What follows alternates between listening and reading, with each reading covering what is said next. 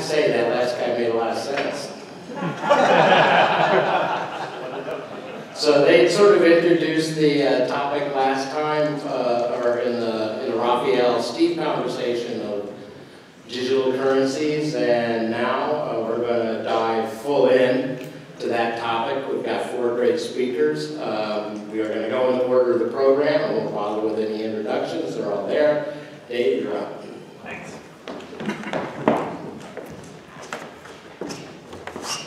So I bring my notebook because I haven't taken this many notes since I was in college. And if nothing else, this room has given me an incredible sense of imposter syndrome. There's an awful lot of very smart people here. Can we get the slides up?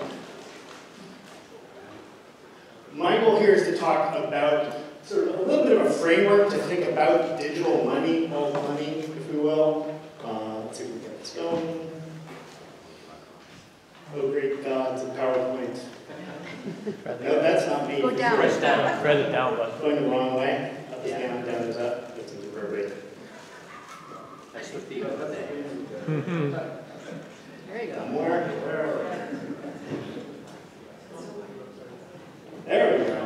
My name is Nadig. I'm the director of research for a media company. I've spent most of the last 25 years focused on packaged products, particularly exchange-traded funds and quantitative finance. So what does that have anything to do with this topic? The reason I'm here talking about alt money is because I spend most of my time talking to financial advisors and institutional investors, and all anybody has wanted to talk about for 2 years is Bitcoin. So inevitably I had to become a quasi-micro expert on it, at least enough to be able to frame a conversation, and I think that's the point. So let's start with this basic question. What do we even need money for? And I think often we skip some of the easy stuff to get to the more complex stuff. I started with this because I wanted to create my own framework, and to me, this isn't out of a book, this is my brain, there are really 3 reasons we use money in the modern world. The obvious one is that it's a medium of exchange. You have to get your Starbucks somehow. The more investment-oriented one is that it is, or should be, some sort of a store of value, perhaps a store of value that generates income because it gets handed to somebody else who can make use of it, but it is still some sort of store of value.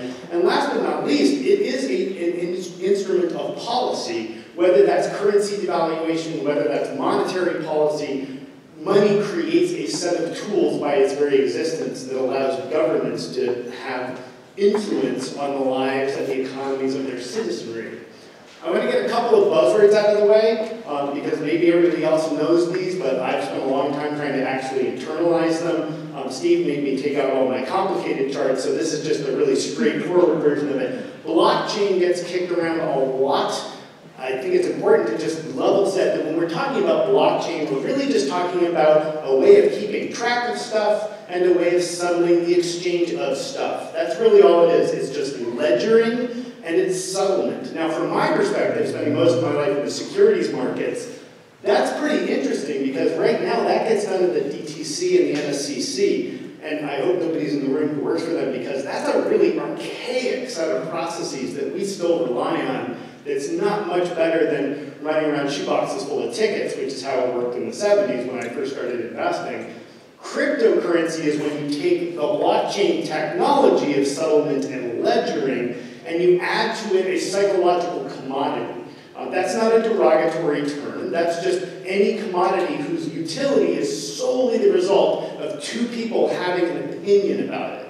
And much like gold, which has very marginal actual industrial use, but is primarily used as a medium of exchange and storage, I think of cryptocurrencies as largely the same thing. They are psychological commodities, but with distributed authority, meaning there's no central bank saying this is what it's worth. There's not even a single corporate authority saying this is what you can do with it. That authority is distributed by nature.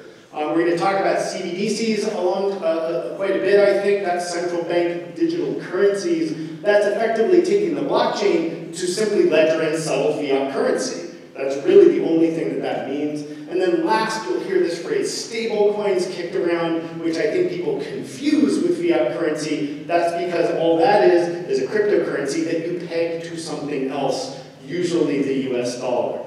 So with those few ideas out there, let me dig into what I think is actually going on in the marketplace right now. I've stolen the next 3 slides from ARK Invest. If you don't know them, you should go subscribe to their newsletter, even if you never want to give them a dime, because they produce an incredible volume of really good fundamental research on innovative and disruptive technologies. They have one deck called their Big Ideas deck, which they update continuously, which is probably the best 100 slides on technology ever produced, and it's continuously updated. This comes out of their deck as of a couple days ago. We heard earlier in the question about the volume of mobile payments in China dwarfing anything we think about in the US. That's because it's 2.5 times the size of China's GDP. It would not be an exaggeration to say that the only economic driver that matters in China is the velocity of mobile payments. We talked about our economy now being 60–70% anchored in consumer spending. All of it's happening in mobile payments in China. It has effectively already become a cashless society.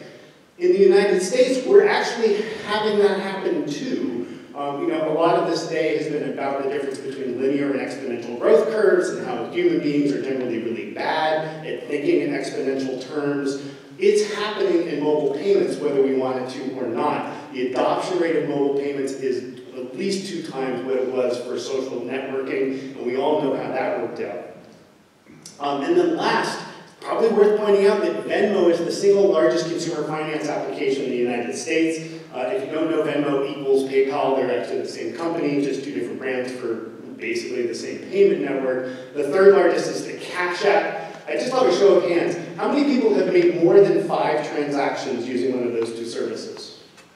That's more than I would expect. If I ask that question at a financial advisor conference, it's like 1 out of 20.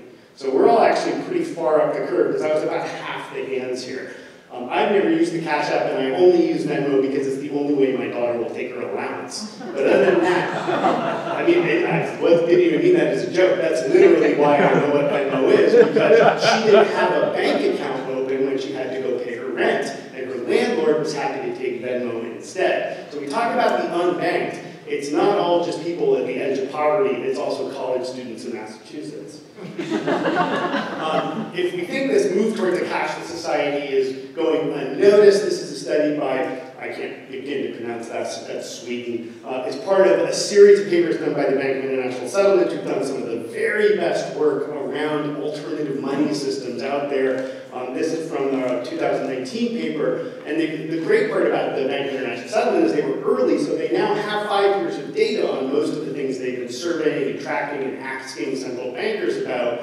I found it shocking how quickly this chart on the left changed. This is just a simple question asked from a fairly broad survey of who made their most recent purchase in cash. I love little simple questions like that. They don't require stats. You can just look at the chart. And here you can see we're down to like 10% of the population in Sweden that made their last transaction in cash. And if you look way over on the right, there are now 20% of the people surveyed who said they never withdraw cash from an ATM. Now, I don't know whether I believe that or not, but I know I don't go get cash from an ATM very much. But if you look to Nordic countries, you look to Asian countries, they're way ahead of the curve here, and I think we're just going to follow. It's just a matter of time. So with that background, let me run through what I think of as the 4 horsemen of these alt money systems. The first one is easiest to understand. It's just what I would call e-cash. It's just electronic movement to fiat currency in a different way. That's PayPal, that's Venmo, that's M-Pesa, we talked about that. Predominantly an African system run by a telephone company. Alipay, clearly the dominant player in the world and also in China. These are fundamentally all versions of the same thing. All sorts of reasons why they're great, because they are controlled networks, they can be very fast.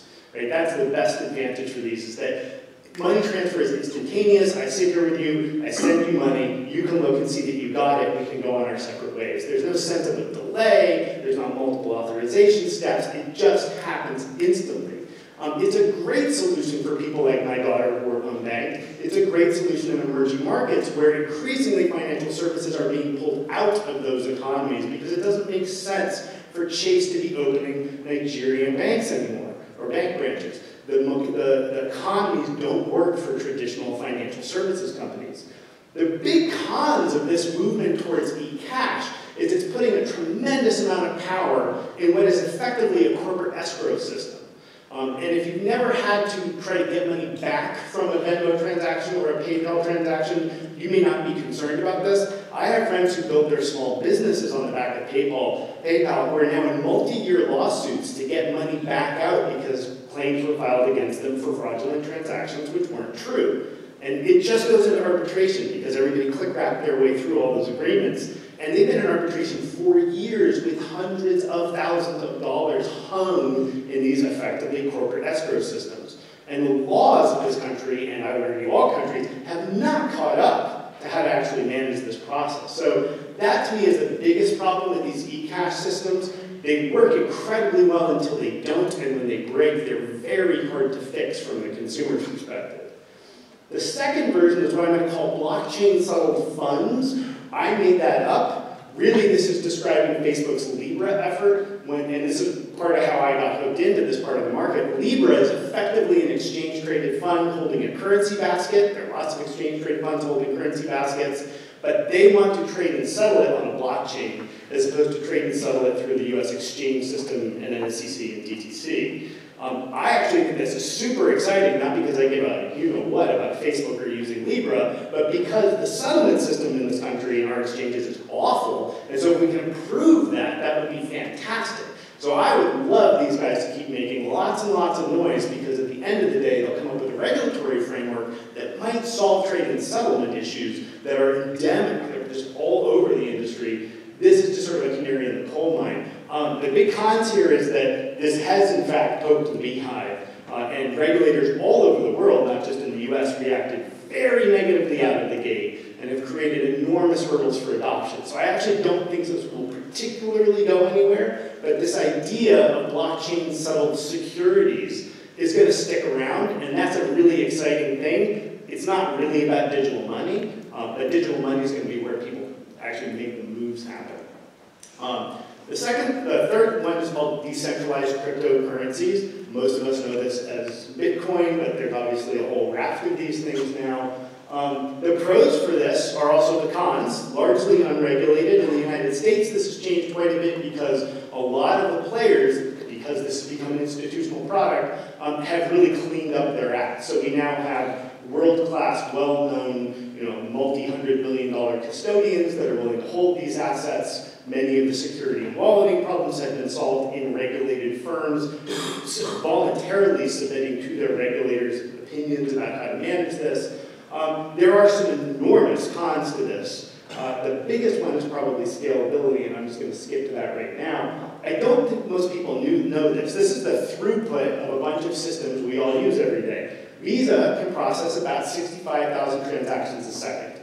It doesn't usually. 30,000 is more normal for a normal day in the Visa network. I think it's spiked to as high as 79,000 during a holiday period at one point, but that's sort of the range that we're in here. Bitcoin, by nature, is capped at about 7.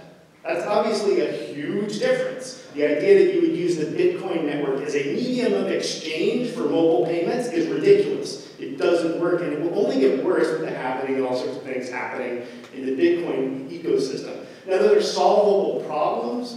You can put another faster network on top of Bitcoin. That's one way people have done it. You can create sort of micro-trusted nodes that can interact more quickly and then settle on a regular basis up to the Bitcoin blockchain. There are ways around it, but fundamentally, most blockchain cryptocurrencies are not actually designed for throughput, so they don't work for this. Equities, just for comparison, we all talk about high-frequency trading, et cetera, et cetera. When you actually get to what goes through the clearance process, as opposed to things that are just traded between HFT managers and never settle up, it's about 700 transactions a second. It's not actually that fast, right? Most you can run that network on your phone, but the connection points are slow enough that it drags down to about 700. So there are clearly some issues here with thinking about money. Because money needs to be much more fungible and move much more quickly through the system than either 7 or 700 transactions a second. And like I said, there are protocol solutions to this. There are business model solutions to this as well. It is something that we have to pay attention to now because there are now 2.5 times more Coinbase accounts than there are Schwab accounts. right? People are paying attention to this, and if you're not invested in Bitcoin, the people around you probably are. So retail adoption has gone through the roof. At the advisor level, my firm just did a set of surveys around this, talking to a couple thousand advisors. Sorry, is that 5 minutes? Yep, I'm almost done. While it's true that very few advisors currently allocate into something like Bitcoin for their clients, the clients themselves are doing it without them, which is why advisors are now caring, because people are showing up in their offices saying, look, I know you don't believe in Bitcoin, but I just bought $10,000 worth of it because I think it's interesting. Now, as an advisor, you have to take that into account. So even the advisors that don't have anything to do with this are, in fact, doing a fair amount to get up to speed on it. And at the institutional level, people may not believe this study, but I've seen 3 versions of it now. 22% of institutional clients now own some sort of digital asset in their allocation, pensions, endowments. That seems like a very large number to me. The other number, 82%, are paying attention to it. That seems very believable. I don't know who the other 18% are. I would expect that to be about 100%. But that number, the 22%, is up from 0 about 4 years ago. So institutions are starting to make allocations largely because the ecosystem is caught up, and you can now trade and custody these things at your normal prime broker. The last thing, general purpose central bank digital currencies. This is basically taking the idea of blockchain settlement and just applying it to your existing currency. The only live example is probably the Sovereign, which is the Marshall Islands currency, because there's now no longer a single financial institution working in the Marshall Islands, so they had to come up with something, because there is no bank. The digital yuan is probably the next one that we're going to see, and we'll probably talk more about that. It can do all sorts of interesting things, like mimic what you get out of an e-cash system. It could also significantly help governments do good things, like make people pay their taxes and deal with fraud. The big downside is that obviously there's nearly guaranteed surveillance on every transaction. China has a theory about how they're going to create some sort of anonymity. Not really. There's been talk in the EU about sort of these ideas of privacy vouchers that will let you mask certain transactions, but at the end of the day, if the states running the blockchain assume they're following every single transaction you make, and that leads to its own problems. In plain English, and this is my last slide, in the CBDC model, who's holding the account? The central bank. Who's processing the transactions? The central bank. Who's managing and controlling all of the privacy and security in the system? The central bank. And what's left for commercial and retail banks, which I think is a big question, is not much. They become savings and loans. That's what their business becomes. So that's it for me, and I'll hand it off to Scott. Great. Thanks very much.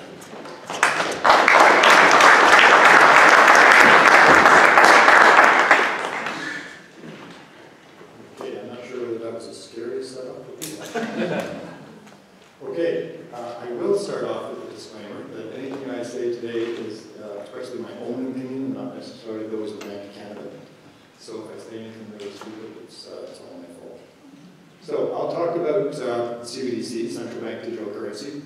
It's come up a few times today. And I was asked to speak mostly about the motivations, about why a central bank would ever want to get into doing something like this. So first of all, to explain in a couple of slides exactly what we're talking about here. So it's a liability of the central bank, the same as banknotes are, cash.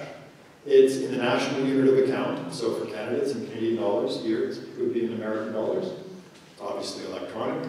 And we're going to talk about open, general purpose, or retail versions of a central bank digital currency.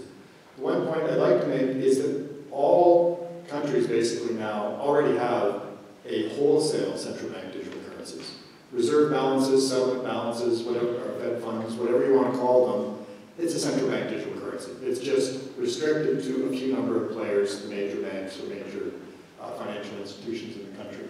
So the real innovation here is about thinking about this sort of thing for the retail sector. So what types of features might this have, in addition to what we just went through, of course? Universal access. This would be something that would be open to everyone. Universal acceptance. We would hope that every merchant would accept it, same as cash. Everybody can use cash. All merchants basically still accept cash. We're starting to get to a point where some merchants are not and are starting to refuse cash, so this is one of the motivating factors for why you'd want to think about a central bank digital currency. In contrast to what was just said, it definitely does not require blockchain. It can be done with traditional technology. There are banks in the US that have more customers than there are Canadian citizens. There is technology to do this. So, it doesn't necessarily require the blockchain. It certainly has spurred the debate because of Bitcoin, but it's not, does not require that technology. It may or may not pay interest. The more it pays interest, the more it looks like a bank account. If it doesn't pay interest, the more it looks like just cash. It may have some level of privacy. You can have quite a different spectrum there, from fully anonymous to fully known. And it may look like an account, like your bank account, or it may be token-based, like Bitcoin. So it may be, you could actually put out an anonymous one, or it could be something that looks a lot more like cash. So I'm going to go through a couple of slides here of potential benefits. These are not things that I necessarily believe in. These are just things that are discussed in the literature and put forward for why a central bank digital currency could be a good idea. So it could be a way to protect seigniorage revenue for the central bank. If cash is declining, and in some countries, as was shown in Sweden, it's declining quite significantly, the central bank is going to, at some point in the future, have questions about how it's going to fund itself. This will be a major problem for some countries, and is one of the reasons why central bank digital currency has been proposed. So if people are moving away from cash, maybe they would stay in a central bank digital currency. One of the big possibilities is as a new monetary policy tool. So with a central bank digital currency, you could potentially make monetary transmission much more efficient because the central bank would deal much more directly with the individual. Right now they deal with the individual through cash, but that's not an instrument of policy. Central bank digital currency could potentially be an instrument of policy much like settlement balances are, or reserve balances. So that you can play around with the interest rate on a central bank digital currency to affect end users directly. The same way that the interest rate is used now to affect major financial institutions. You could actually introduce negative interest rates, again, directly to the individual level with a central bank digital currency if you've removed cash. You have to get rid of cash first to be able to use the negative interest rates. You could potentially do quantitative easing. So you could distribute cash or central bank digital currency to any end user and bypassing the full financial system. This makes it look a lot like fiscal policy, but you physically would be able to do it. You could get a lot better data, as has been mentioned as well, on financial interconnectedness, on the spending that's going on in the economy. So the one nice thing about payments data is it basically gives you real-time information on GDP, on what's being spent, especially from the consumer side. It could be a platform for supporting payments innovation. If it opens up new grounds, especially in terms of tokenization of assets. It could reduce or remove the need for deposit insurance. If some people actually want to are proposing putting out a central bank digital currency in order to get rid of commercial banks, because they think it would be a lot safer if everybody just banked at the central bank. And it's much better for crime deterrence, anti-money laundering, counter-terrorist financing enforcement. So, again, an argument that was mentioned a little bit earlier. In addition, it could keep the central bank money competitive with private sector alternatives. Over the last 50 years or whatever, the private sector has innovated very extensively in their payments products. They look much different now than they did 50 years ago. Central bank product is basically the same thing as it's been for 100 plus years. So it might be time for the central bank to just sort of catch up and put out something that is more in tune with the modern world. It could enhance payments resiliency in the sense that it gives an alternative in the electronic space to what the private sector is offering. So it could be built on different infrastructure, and can have a different type of platform and give open the possibility that if one platform in the private sector goes down, then there's at least something provided by the central bank still. And as I mentioned, it could be just seen as the next step in efficiency and security for the central bank retail payments instrument. It can maintain access to a risk-free payment instrument. Right now, banknotes, cash, are the only truly risk-free instant settlement system that's available to the general public. And if cash disappears, then we would no longer have access to that settlement finality, that risk-free settlement finality. And this could be important for supporting confidence and trust in the financial system. Another aspect of this is the universal access that I mentioned before. The central bank is likely the only institution that can credibly guarantee universal access. The private sector, sure, they want to have everybody as their customer, but it's actually everybody that can make them money. So the central bank is the only group that can credibly, from a public policy perspective, offer a service that's going to be open to everyone. Right now, our cash product is open to everyone, and it is used quite extensively. And it is an important part of financial inclusion. You're not included if you can't use cash. There is a social value to having privacy in payments.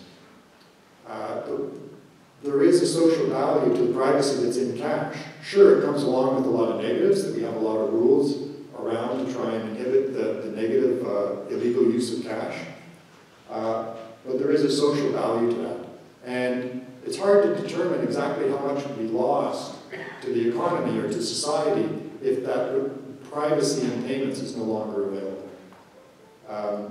Just protecting your privacy in a transaction from your spouse has a certain social value to it. Monetary sovereignty, it's a new term that's come up that's being batted around quite a bit, especially since Libra was proposed. But basically, if everybody starts using an alternative unit of account and another currency, whether it be another country's currency or something like Bitcoin or Libra, then domestic monetary policy disappears. And as long as you believe that monetary policy is an important stabilization tool for the economy, you want to make sure that that can continue. But the more that your citizens are using a different currency, the less power the central bank has to influence the economy. So I think this page here is some pretty convincing arguments for why you should think seriously about having a central bank digital currency. So the fact that it protects the unit of account, that there is a competitive alternative to what the private sector is offering, so that it can improve efficiency in the private sector, it can improve pricing of services in the private sector. So I think there's some really interesting arguments in favor of the central bank digital currency. Going back to this page, I'm not convinced by this type of argument, especially the monetary policy arguments. Cash or a retail payment instrument isn't really that important, isn't important at all today as part of monetary policy, and I don't think it's necessary to put out a central bank digital currency in order to gain that monetary policy effectiveness. The policy is already very effective, and negative interest rates, as was mentioned or sort of alluded to earlier, comes with a whole host of problems that I don't think is really all that viable as an alternative, or as a policy. People are very innovative, and if you put out a negative 5% interest rate as a policy, people are going to find something else to pay with. And that's especially important for a small open economy sitting right next door to a rather large economy that has an international reserve currency. So if we put out negative 5% interest rates, I don't think people will be using the Canadian dollar for very long.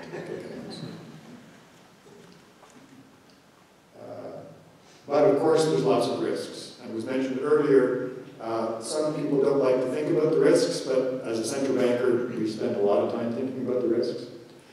And there's two major ones there, is the effects that they could have on the private banking system. So if you put out a product that looks a lot like a savings deposit, there would be a fairly significant risk of sucking in a lot of the retail deposits that are out in our private banks. And those retail deposits are very safe and secure and stable for retail banks. And without them, it would make the financial system much less stable. It was the wholesale deposits that were shown to be quite volatile during the crisis, and it was the retail deposits that were quite stable. So this would have a significant shock to the banking system. It would also risk substituting for a major part of private sector payment services. And most payment services are done by the private sector these days. So you'd have to be very careful in the type of central bank digital currency you did design if you didn't want to cause major disruption within the banking sector and the private sector digital payments. So the other problem that's often cited is because it is the risk-free instrument, that it could become extremely popular during a crisis. Where else would people want to go? And during the crisis in the US and much more in other countries, there was significant movements into cash for at least a certain amount of time. And if you offer a product that is digital and that allows people to move freely into it, if there's even the slightest possibility of a crisis, then you could have people jumping out very quickly of individual banks, or if it's a bank or a system-wide crisis, jumping out of the whole sector. So they could cause quite substantial volatility in funding.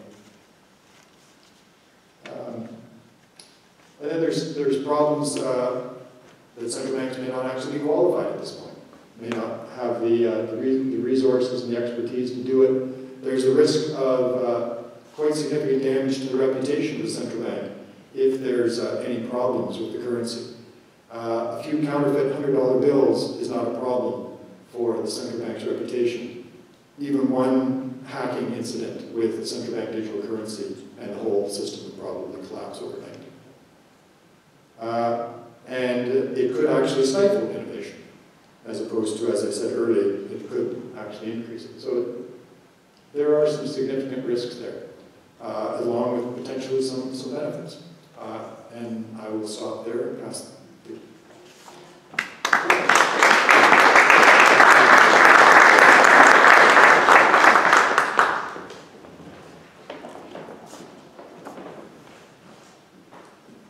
I also have to start with a disclaimer. These are not the views of President Bostic or David Altig or anybody at the Atlanta Fed. And all of the crazy views I may put forward are all mine. They're not theirs. So I'm supposed to talk about stablecoin. So with Satoshi Nakamoto, I haven't been following this. I think it's still unknown who he, she, it, conglomeration, whatever happens to be. But when they created Bitcoin as an electronic cash system, they really wanted, that's what they wanted, was an electronic cash system, basically to take over. But widespread adoption has not occurred, and one of the reasons is, and I'll show you there, is the volatility in the price of Bitcoin in terms of dollars. Actually, I had this chart prepared a little bit too early. If I had actually brought it up to current, you would have seen that green line at the end go above $9,000 and actually hit a high close of over $9,500. And for those of you who can remember the past, there was a time back when Bitcoin traded for $19,000. Okay, it didn't last there very long, but yeah, it was way up there. But you can imagine holding this stuff as your means of payment and finding out that within a week maybe you lost $500 per Bitcoin that you happen to be holding, something like that. So that would make it not terribly attractive as a means of payment. So what's the solution? The solution, as David indicated, is something called stablecoin. And here's my definition of it. It's a native, that means it has its own units. It's not in terms of dollars or Canadian dollars or euros or anything. It has its own thing, its own unit. So it's a native cryptocurrency intended to maintain approximately, not quite, I mean, but approximately 1-to-1 exchange rate against a sovereign currency. And currently out there, if you look at all of the possible currencies, and there's some in terms of gold and some other things, you find there's over 50 active initiatives right now in terms of these stable coins. The most common approach to setting one of these up is you basically set it up with 100% reserve backing. What that means is the ones that get set up basically say, you send us dollars, we will hold the dollars, and we will give you 100 tethers or whatever the stable coin happens to be that you are buying. Okay? So they maintain that they're going to hold 100% reserves against, and 100% reserves in the sovereign currency that they are maintaining the exchange rate against in terms of on their books. So far, however, none of these stable coins have really taken off. The biggest one right now, the one getting most publicity, is Tether, but it's a 4.1 billion. But USD coins only 435 million. Paxos Standards down at 240. True USD is at 157.7. Those are the 4 biggest ones that are pegged to the dollar. Thought I'd give you some perspective. In terms of cash out there, actual dollars, it's about 1.8 trillion, so about 250 times more than what even Tether has out there. By the way, for those of you who may have been following some of these in the news, you know that Tether keeps getting some bad publicity. It's not clear that they're really holding 100% fiat reserves. It's not clear where they're holding them. They put out an announcement that maybe they were only holding 70% backing, the rest of it was in some securities of the other firm that they're connected with. So Tether seems a little bit dicey, but if I had put up a chart for you in terms of the daily exchange rates of Tether against the dollar, you would find that with very few exceptions, it would be between 99 cents and $1 and a penny against the US dollar. So it's been very good in terms of holding its stable value. Why haven't these taken off, however? Well, I think there's 2 major reasons. One is introducing new private currencies is very hard. Somehow, think of the telephone. Why are telephones useful? It's because they're on a network. Why would a currency be useful? It's because there's a network. There are people who will accept this. Okay, it's very hard to get that set up. The other thing is monitoring. The Latin phrase I love is the one that basically comes out. Who's guarding the guardians? Who's making sure that they're in effect holding this? And as I said with Tether, it's not clear that it's actually all there.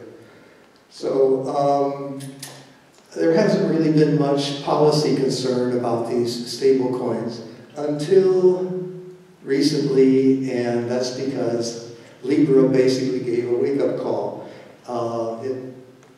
Libra said they were going to set up a stable coin. We could get into a long discussion of whether or not it's actually a stable coin. I don't think it is. It's more of an ETF, I agree. But they basically proposed setting it up, and it sparked great interest in the media and by policymakers.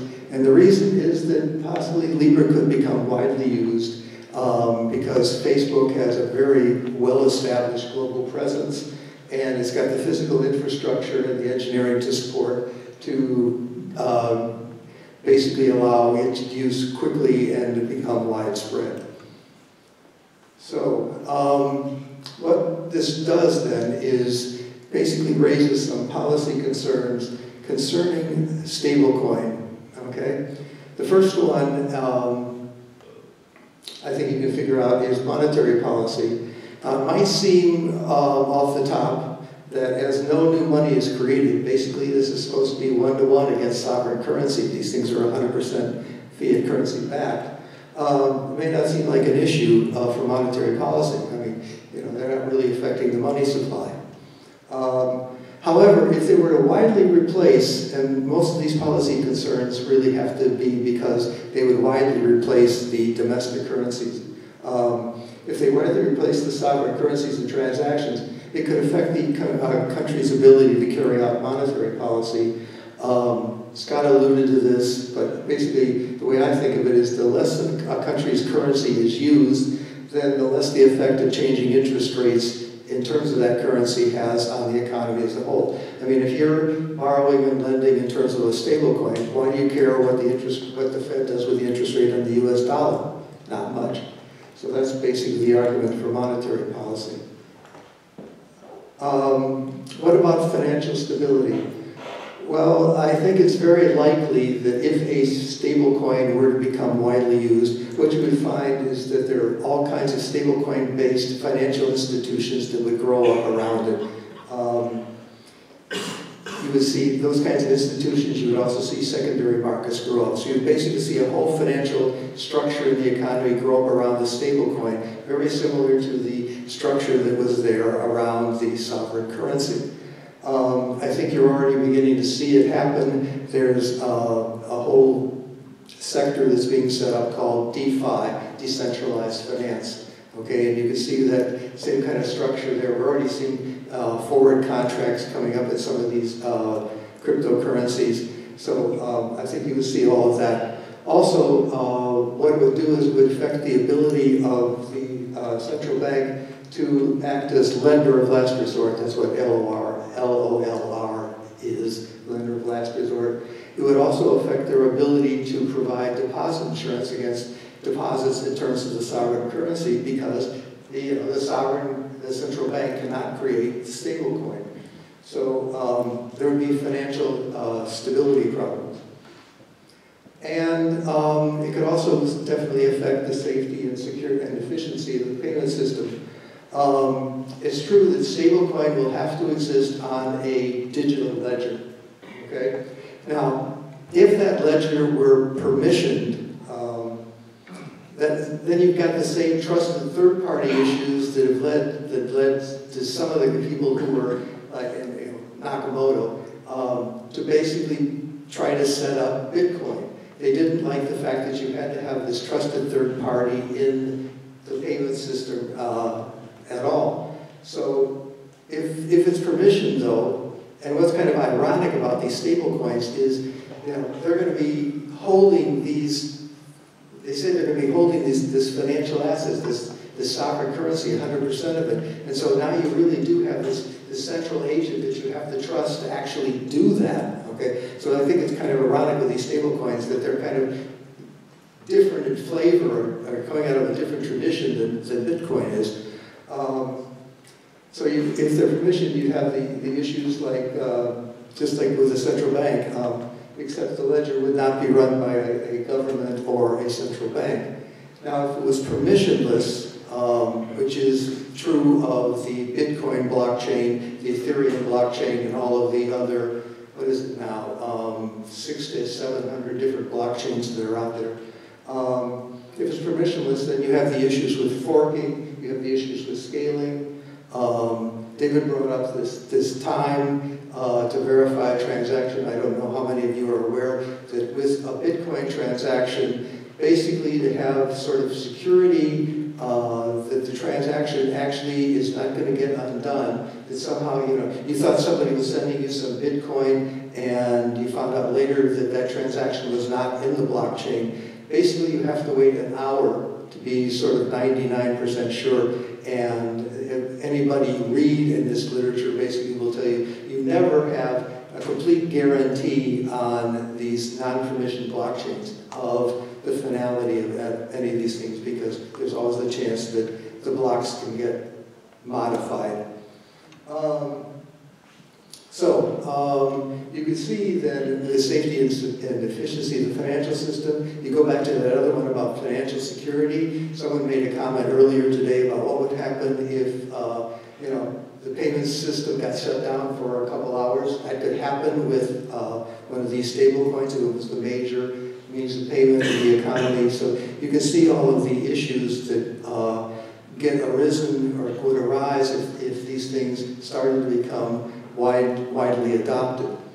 So, what are some of the possible policy responses? Well, let me take them in a slight different order. The one that seems most popular with the governments, and certainly France and some other European governments, is to basically just ban them. I assume you can do that, because then you might lose any potential benefit that you would get from them. Scott gave a very, very good defense of central bank digital currencies, or some kind of government-issued digital currencies like China is thinking of right now. As much as I agree with a lot of what Scott said, I'm still concerned about government-issued or central bank digital currencies for these three reasons, maybe four. One is that I'm afraid that what they're going to stick with is the current denominational system of only having 2 decimal places. If you go into the digital world right now, you will notice that every one of them has 8 decimal places. Why is that important? There's something called the Internet of Things out there, and there are going to be many applications in which micropayments are going to be wanted, and micropayments are, as the name seems to indicate, they're going to be very, very small. They're going to be smaller than a penny. I actually talked to one company, and that's the reason that they started out by issuing their own token. It was a utility token, was to be able to make micropayments because the dollar was too big. Obviously, Bitcoin is way too big if the dollar's too big. But so I see them. I would expect that they would retain the fact that they will only have like hundreds, and I think that's too big. The second one is I don't see them. Well, I hope, and Scott sort of calmed some of my fears in this regard. But one of the things I think is wrong with the current payment system is that it's too bank-oriented. There are a number of unbanked, and there are some proposals out there for central bank digital currencies that basically say, oh, everybody will have it'll be run by banks, and everybody will have an account at a bank. And I don't think that gets around things. My third concern is the fact that there are now many, many assets that are being tokenized. They're being put out there on blockchains. And so unless somehow when they're making a central bank digital currency and it's able to actually get on a blockchain, or it's running a blockchain that gets digital assets on it, then I don't think it's going to be useful for those kinds of transactions. And I think we're going to start seeing more smart contracts out there, and I'm just wondering whether or not they're going to set it up on this blockchain so that you can actually do smart contracts in which the payoffs on the smart contract are actually in terms of dollars. One of the big uses of stable coins right now is the fact that it can be used for smart contracts where, okay, you get the payoff from the smart contract, you're not going to be spending it for a week or two. With stablecoin, you can be pretty certain of what its dollar value is going to be in a couple weeks, whereas if you did that smart contract in terms of Bitcoin, you wouldn't have any idea what exactly it would be worth when you actually wanted to spend it. Oh, of course, you could convert it to dollars, but then you probably have to go through a wire transfer, which takes time and costs a lot of money. And so that's one of the reasons I think that stablecoins could become quite popular, and I'm hoping that the people who are thinking about central bank digital currencies are thinking about what they're going to do with these tokenized assets that are going to be appearing on blockchains. I already sort of hinted at this. The other thing is to get less of a bank-oriented payment system. So there's, less of a, one of the big selling points in the documentation of Libra is, oh, we're going to be able to reach all of the unbanked. That people aren't going to regard it quite so favorably if the central bank digital currency or there are changes made to our payment system so that the unbanked have more access, more easy access. Or there could just be some changes in financial regulation that will make stablecoin less attractive. So that's it.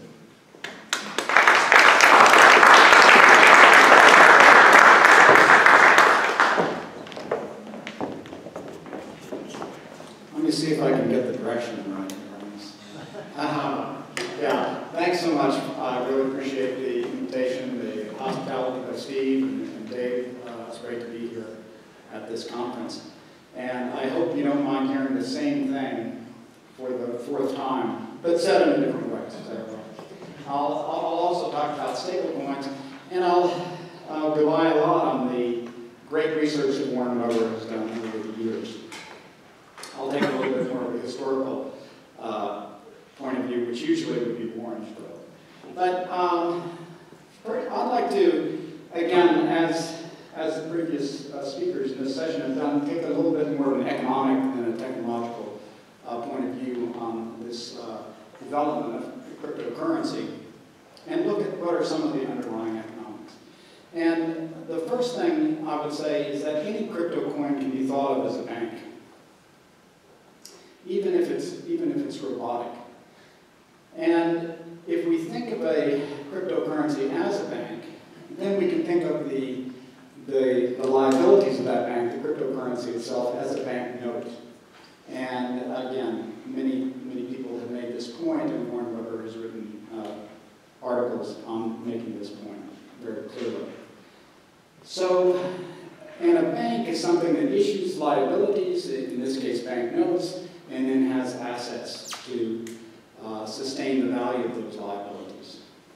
Now, Bitcoin is a bank with a very unusual balance sheet because it has liabilities of Bitcoins and then nothing on the asset side, although perhaps these psychological benefits of holding Bitcoin. So, a stable coin, however, is something different. Now, the Financial Stability Board defines stable coin very similar to the way Warren did as a crypto asset designed to maintain stable value relative to another asset, typically a unit of a currency or a commodity or basket of assets, as in the case of Libra. So a stablecoin balance sheet looks much more familiar as a bank. It's issuing stable coins on the liability side, and then it has something over on the asset side to support the value of those coins. And as Warren pointed out, we don't quite know what that something is for Tether. But nonetheless, amazingly, it retains value. So the promise of paying a 100% on the dollar loan is very valuable in converging expectations to what the exchange rate would be. And I think that was an interesting point going back to Raphael's issues of monetary policy. So controlling expectations is very important, as well as the asset backing. Now, Warren has a wonderful paper in 2014 making this very point about stablecoins and banknotes. And I'd like to recount these points because I think that they are some of the only experiments that we can look at as to how stablecoins will perform in the marketplace over any reasonable length of time. So, like much in economics, we have to go back to history to determine whether a particular technology will perform, since we don't have any current experiences with it.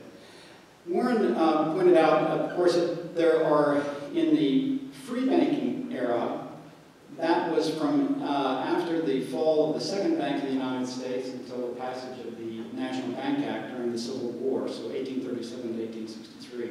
There was free entry into banking in many states. It was not laissez-faire banking, there was regulation by the states. And each of those banks issued its own distinct notes. So they were each issuing a stable coin, you might think of in their own name. And e-money shares many of the characteristics of these banknotes. And these are some quotes from Warren's abstract.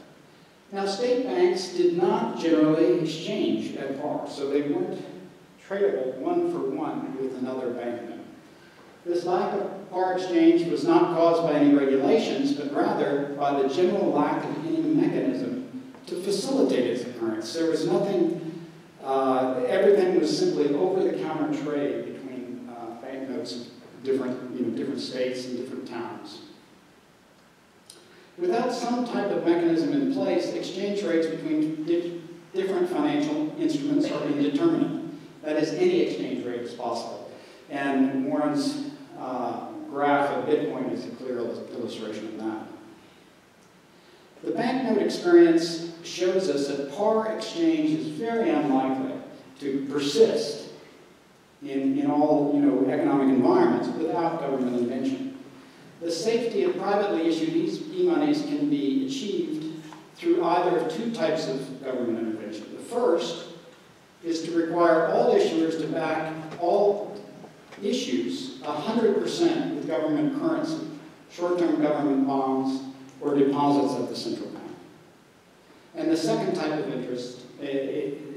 intervention is government insurance. So these are typical things. Gary Wharton makes a lot of these same points. He's also studied this area very heavily. So you either have very good backing or you have government insurance. These are the only mechanisms that will sustain these exchange rates of par. Further experience with banknotes was we've seen in the national bank era. So this is after the passage of the National Bank Act of 1864 and before the passage of the Federal Reserve Act of 1913.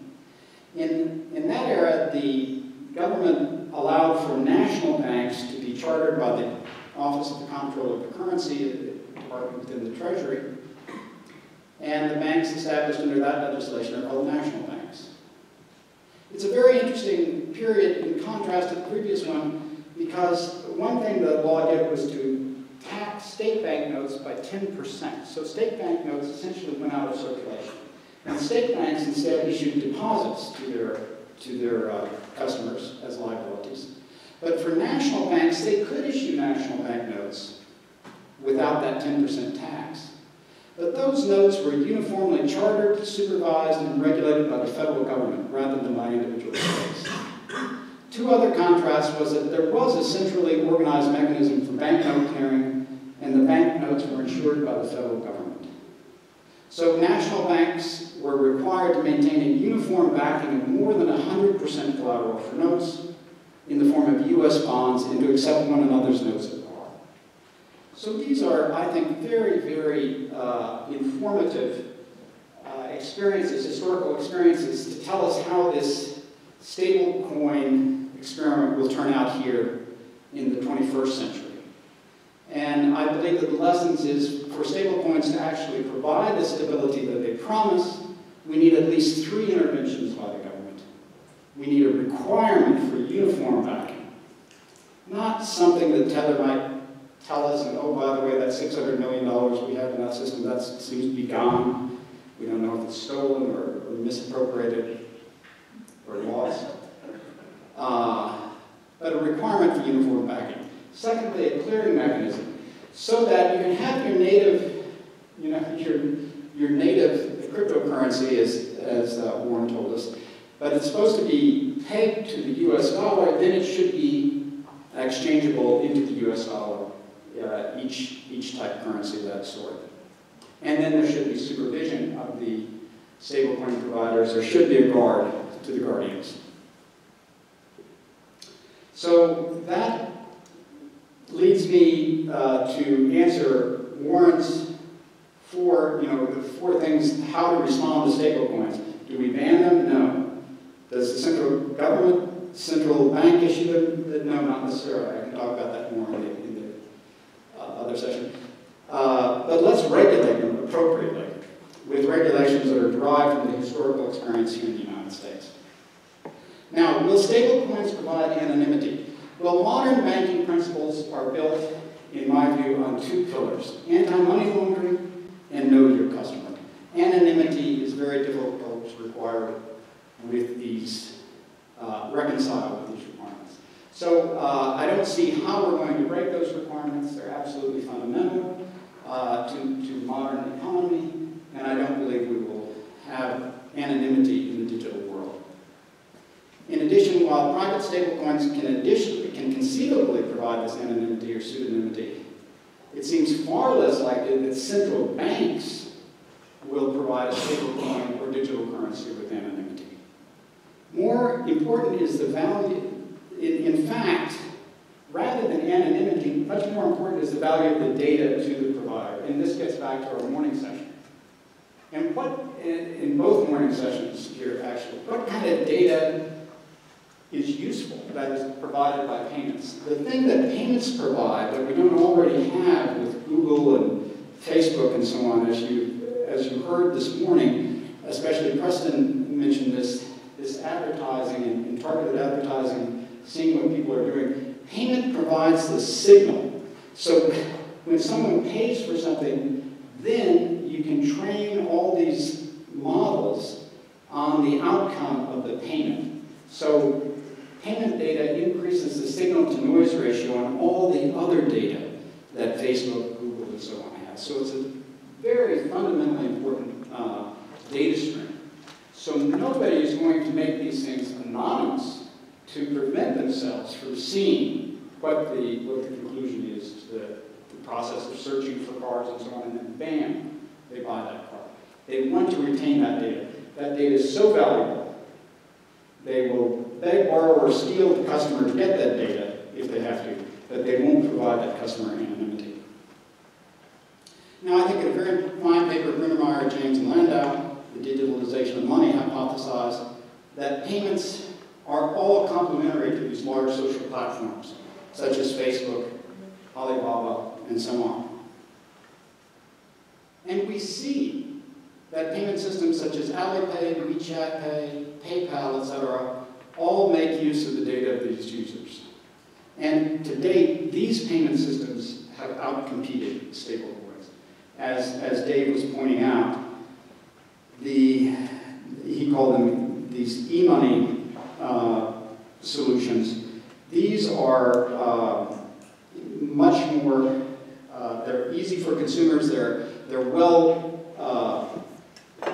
adapted to the platforms, they do control fraud and anti-money laundering, they're consistent with Know Your Customer.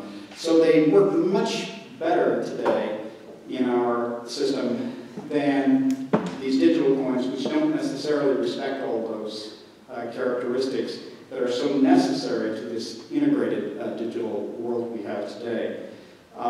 Here again, though, the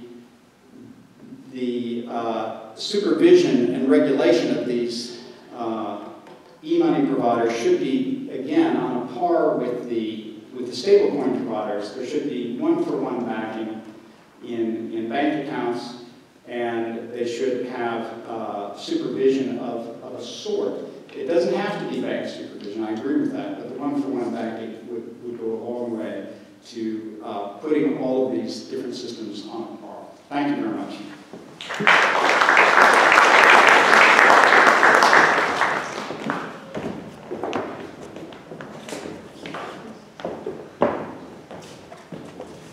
Okay, I want to move relatively quickly to the audience questions, but 1.2 questions before. So let me ask the evolution versus revolution question for digital currency. Over whatever horizon you want to think about, and I'll first ask the question about cryptocurrencies, either the Bitcoin type or the stablecoin type.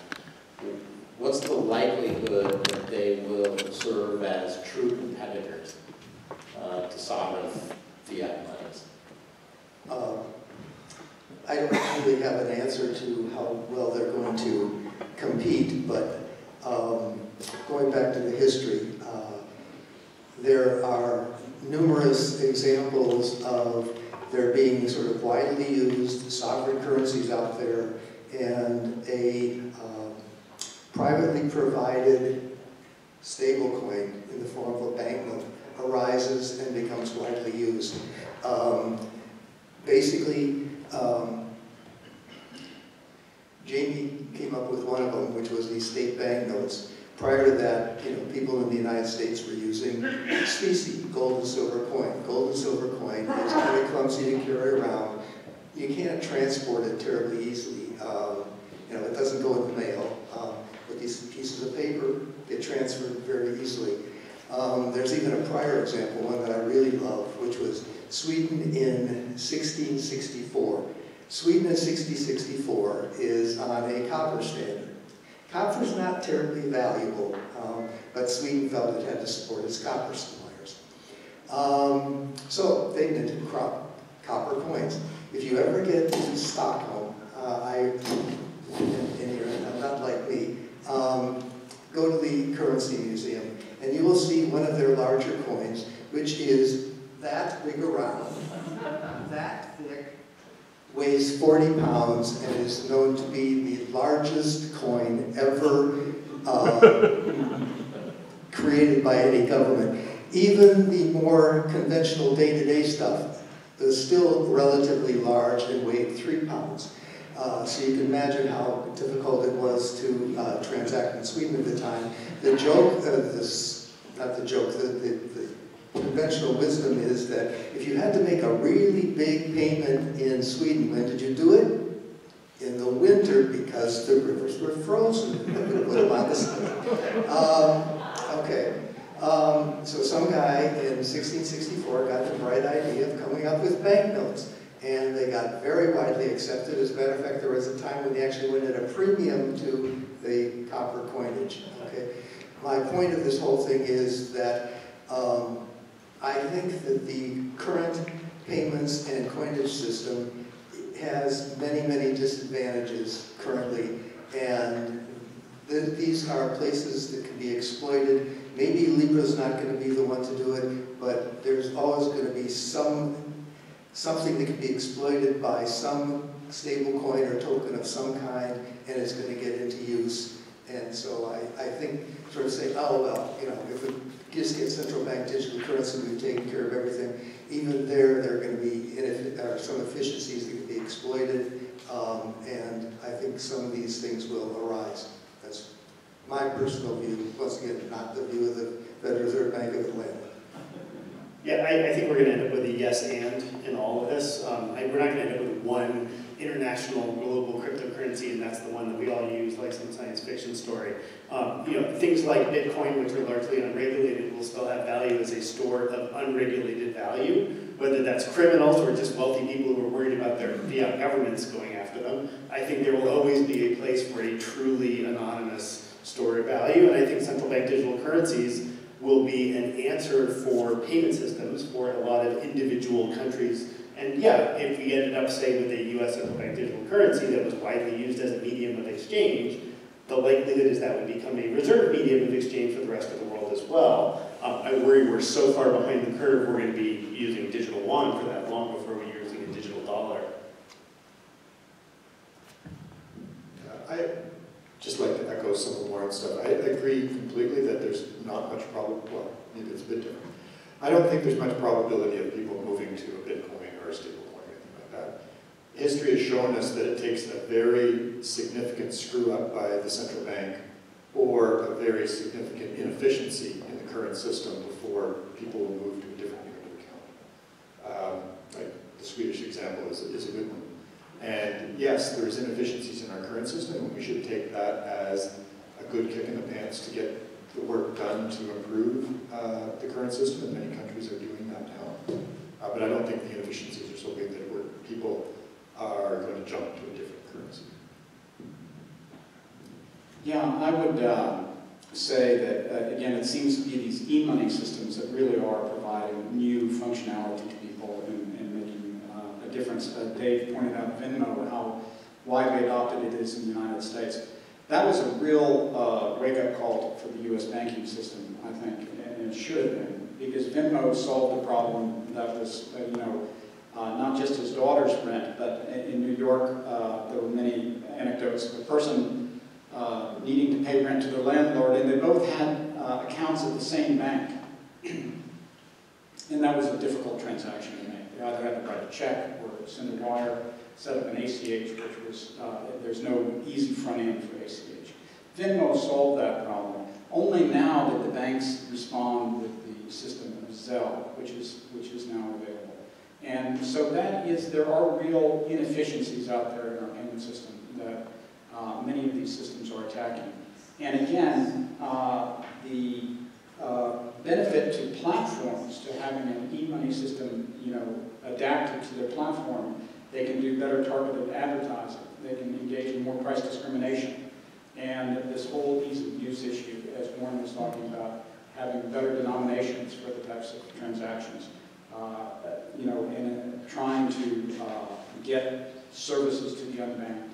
I think all of these reasons suggest to me that there will be further development in the e-money system. I don't think it's necessarily going to be cryptocurrencies because they have not been connected with the platforms, they have not shown much ease of use, and they've not solved real economic problems to date. All right, let me turn to the audience. Great panel, thank you. Actually, I have 3 kids, 2 of whom like Zelle for transactions, 1 Venmo. They don't like us to send them checks or anything. They only accept parental contributions in those forms. So stable coin sounds like it has it's fixed value relative to, let's just say, the dollar. Sounds a lot like fixed exchange rates. And as with fixed exchange rates, how do you keep speculators from attacking that exchange rate and moving it, and then you as a holder of that perhaps losing money? It's the 100% reserve backing that prevents the bank run or the speculative attack. And also, if you think about it from a security perspective, which when I come from that perspective, that 100% banking looks an awful lot like creation redemption in an ETF. And while the most stable, like Tether wouldn't call itself an ETF or even a security, they'd probably desperately like to never be called that because then they'd be regulated like that. To make more stablecoin, you have to give them more specie and get in return your stablecoin, right? So you can't, there's no actual vector of attack that doesn't involve creation or redemption of the stablecoin itself. But it's I think it's a little more than that. It's that under all circumstances, if they are actually holding the sovereign currency, they will always have enough sovereign currency to pay off and any attack. If it were fractionally backed, then I think you're right. The attacks against currency boards and things like that have occurred when they've given up the 100% backing and have had less than 100% backing.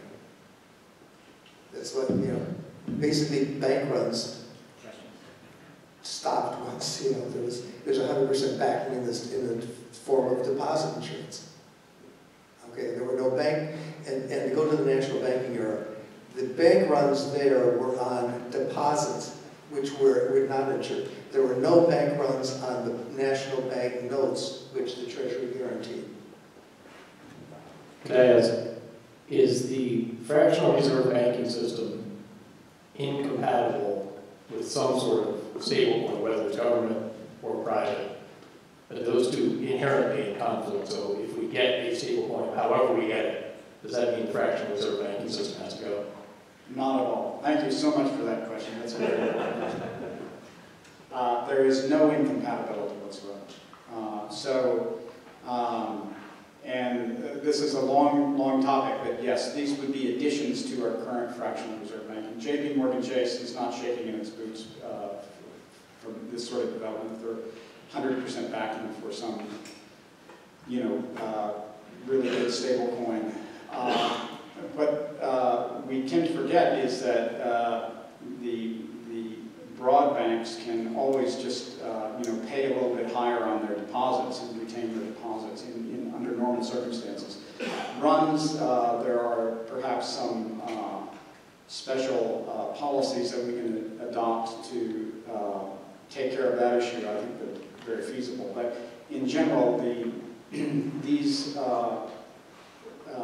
types of services would not displace the current banking system in any way. Could you follow up on that? Because there was one scheme that you had where the Federal Reserve would give everybody an individual stablecoin banking account. And I had the same issue as how in that case, when there's a direct relationship between individual people and the Federal Reserve account, how do you do a fractional reserve banking system in that situation? Well, I will jump in here again, even though that was Scott's slide. I know. I think we heard President Bostic earlier speak very skeptically of a government entity in the United States providing services to 330 million Americans. It's, I just, in a commercial mind. Okay, so that particular one you're excluding from. Yeah, first of all, I'm just saying, I'll answer your question, but I'm saying this seems to break the deal that was made in 1913 when the Federal Reserve was created, which was to have a system that would work through banks. And banks would provide services to the real economy. The Federal Reserve would be a bank to banks. Okay, but but even if there is widespread digital currency, if you can earn more at your bank, you would rather earn more at your bank. So the question is, what is the digital currency doing? And it's kind of like the question of how many balances are in people's Venmo accounts.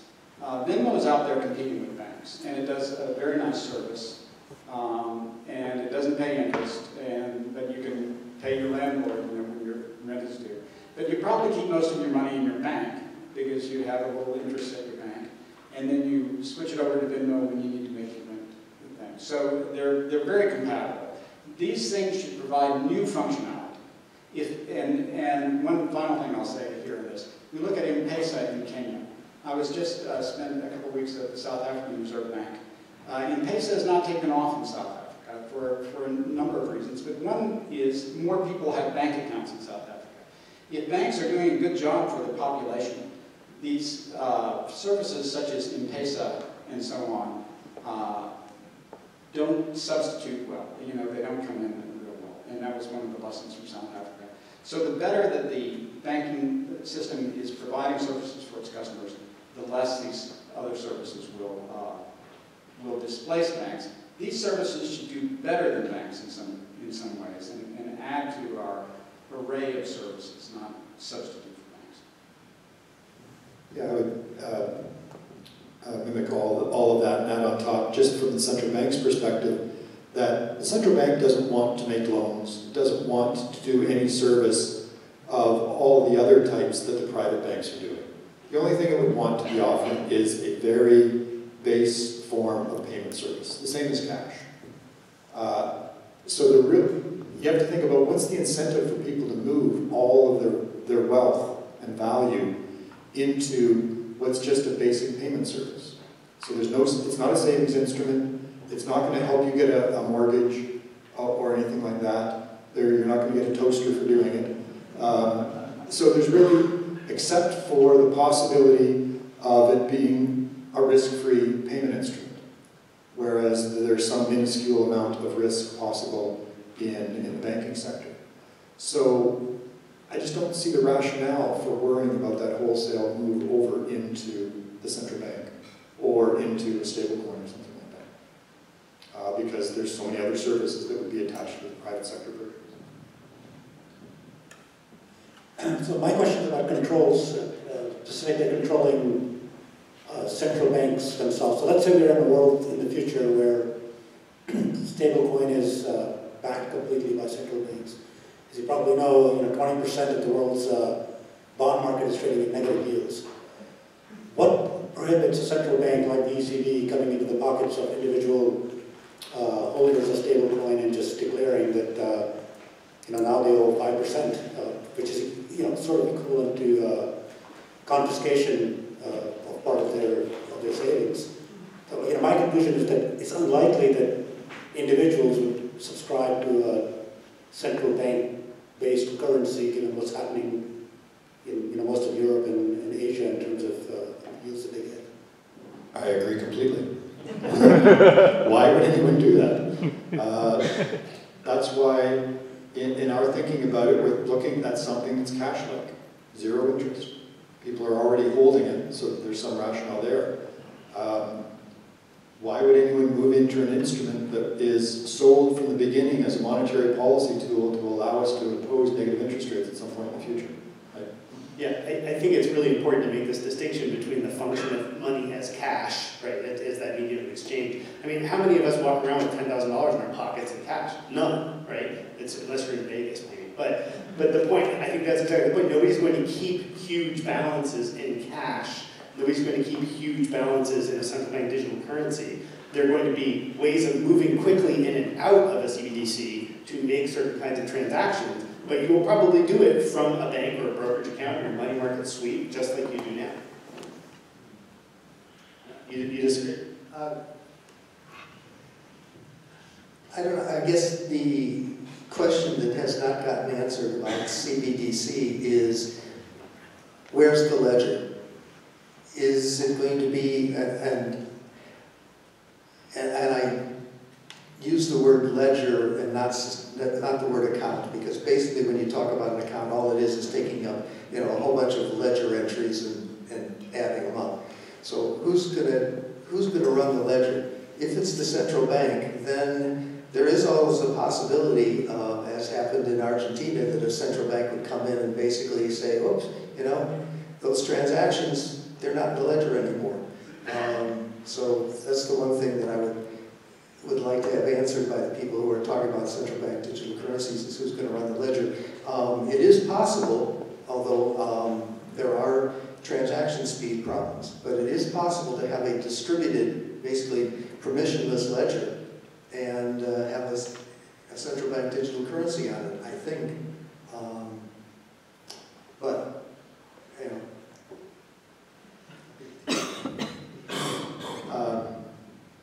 Sure, that's a possibility, I suppose, but that can happen with private digital currency. Ethereum forked themselves to undo a whole bunch of transactions, so it's just whether you can get the community together and do it, or... There are problems with all digital ledgers, I agree. There are problems with all ledgers, actually, you know. We all know the story of the bookkeeper who, you know, did the erasing here and whatever. It's, you know, who do you want to trust is what it comes down to.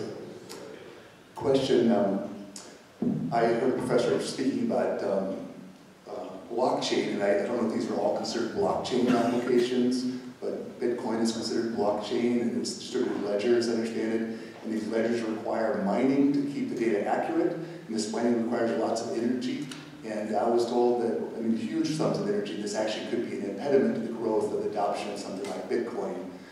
Is that a real issue? Is it an issue to overcome? First of all, mining is a way of paying individuals to maintain the Bitcoin ledger. But you can have a ledger that does not have any mining. As a matter of fact, a very large number of the cryptocurrencies that are out there now are not mined, and many of them actually don't have their own ledger. They hang off of somebody else's ledger. If you go down the list, the site I like the most is called coinmarketcap.com, and they list basically all of them, and they separate tokens and coins, and I forget which one has its own ledger and which one does not. But if you go down to the ones that don't have their own, they're all basically hanging off the Ethereum ledger. Okay, now yes, Ethereum does compensate miners to maintain the ledger. Okay, and it is not, I think it's faster than Bitcoin, but it is not, it's not Visa. Okay, but I think ledgers don't necessarily have to involve mining. Okay. But I really appreciate that question, though, because practically, I think there is a lot of mining that goes on, a lot of energy usage. I think this is, you know, all a complete waste at this point in human history, and we see with global warming that we need to do something to curtail this. So I don't see that there's a, you know, there have been discussions of how alternative algorithms could reduce the amount of mining, proof of stake, and so on. They haven't been shown to be successful. In these decentralized systems, in these permission systems, which every central bank digital currency has been talking about, permission systems, those do not require that sort of energy expenditure. But it's these decentralized, permissionless systems that are essentially contemplating the Mad Max world where there's, it's post-apocalyptic. There's been huge nuclear, war and so on. There's nobody to trust on the world, except the electricity system works darn well. So, and the internet. And the internet. Yeah. But, it's a real contradiction in these worldview of these sorts of systems that rely on that heavy mining. It's extremely deleterious to society. And there's only so few people that there's 7 transactions a second.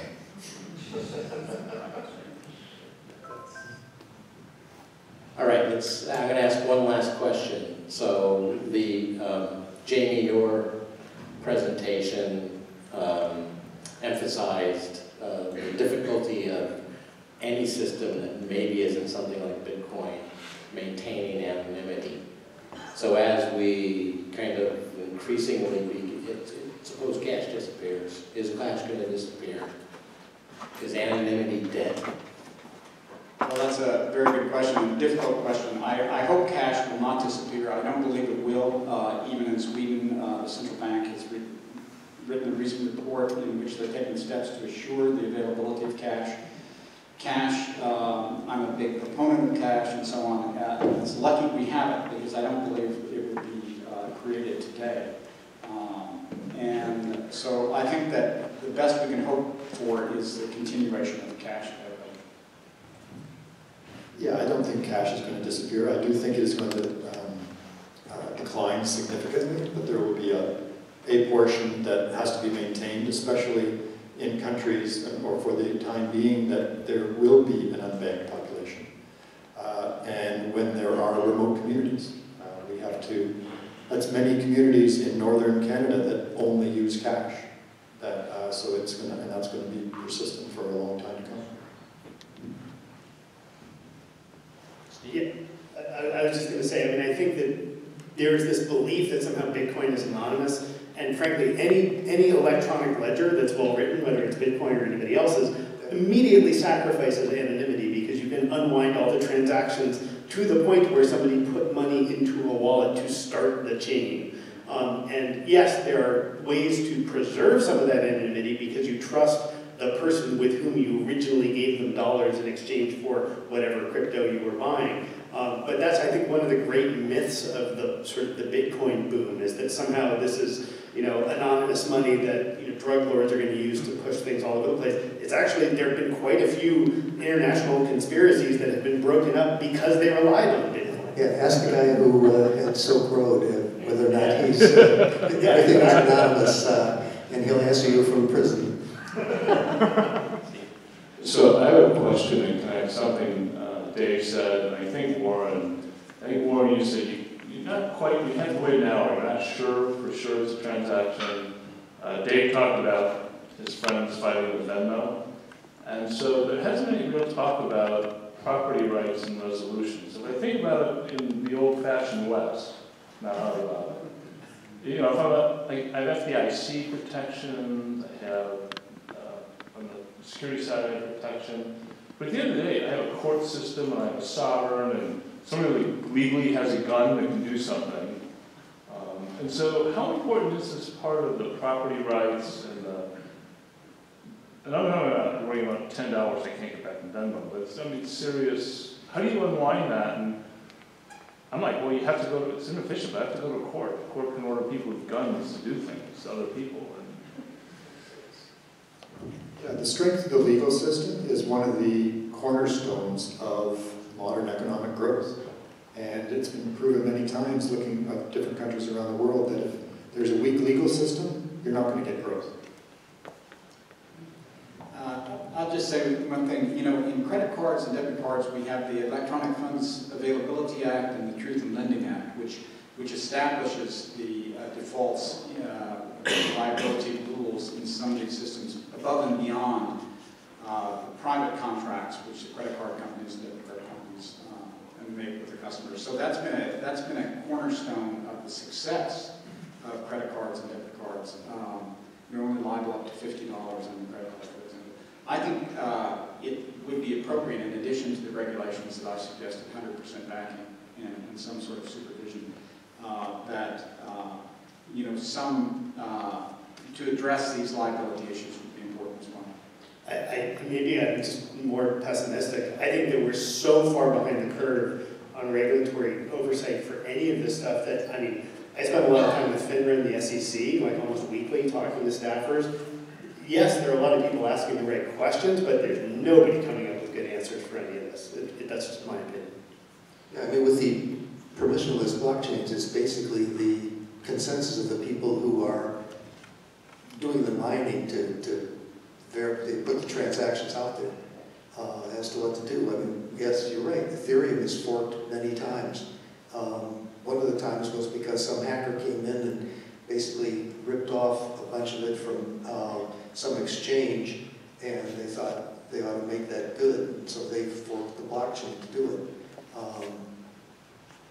So, you know, now with a permissioned blockchain, I would imagine you could set up a legal structure that takes care of that liability, but it would have to be a permissioned blockchain.